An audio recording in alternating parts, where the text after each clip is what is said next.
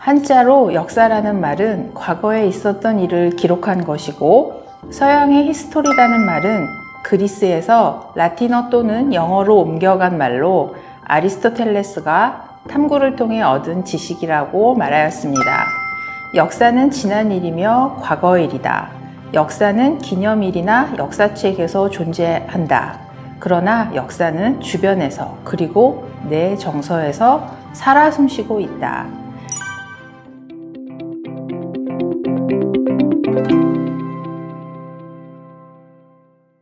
역사는 지난 일로서 바뀌지 않는 사실의 기록이지만 훗날 읽는 자의 의도에 따라 다양한 해석이 이루어지기에 역사는 바뀐다. 역사를 보는 관점을 사관이라고 합니다. 사관에 따라 하나의 사건이 다른 일, 다른 작용을 한 것으로 보이기도 한다.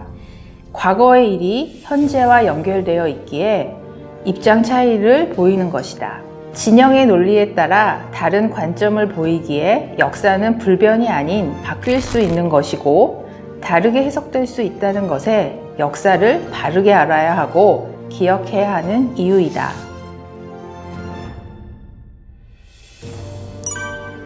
전우용 역사학자의 내 안의 역사는 우리나라의 근대사를 살아낸 보통 사람들의 평범한 일상을 다양한 스펙트럼을 통해 보여주며 현재 우리 삶과의 연결고리를 생각하게 한다. 사람들은 인류의 행보를 끊임없이 문학, 역사, 철학 등을 통해 인간의 과거를 재해석하고 문화를 새로이 편집하며 미래의 모습을 그려보고자 역사를 뒤적인다. 기원전의 철학자인 플라톤, 아리스토텔레스, 공자 등의 사상과 지혜가 2000년이 지난 지금까지도 인문학적 가치로 회자되고 있다는 것을 생각해보면 놀라운 사실이다. 그러니 우리나라 100년 전의 근대사가 알게 모르게 얼마나 영향력을 우리 삶에 끼치는지를 이 책을 통해 알 수 있다. 한 예로 현모양처라는 여성관은 우리나라 유교의 덕목이 아니고 메이지 시대 일본에서 창안되어 20세기 초 한국에 유입된 여성관이었다는 사실을 이 책을 통해 알게 되었다. 이 책은 우리의 근대사가 그 시대를 살았던 사람들에게 어떻게 영향을 끼쳤는지를 개인, 의식주, 가족, 경제, 정치, 가치관과 문화 등으로 나누어 흥미있게 이야기해주고 있다. 세계사적 근대사의 흐름은 계몽주의가 유럽의 근대 정신을 확산시켰고 산업혁명, 자본주의, 민주주의는 근대 정신의 구체화된 성취였다.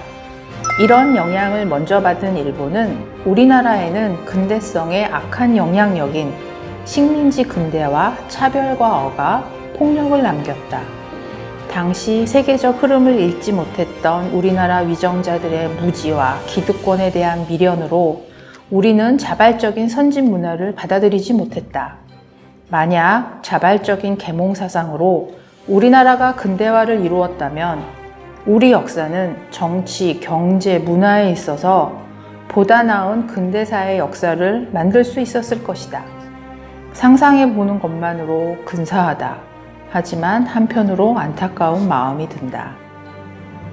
저자는 프롤로그를 통해 보통 사람에게 보통 사람의 역사가 필요한 이유는 그가 욕망하고 판단하고 실천하는 모든 것, 그가 자기 정체성이라고 믿는 것의 기원과 변화 방향을 알 필요가 있기 때문이다.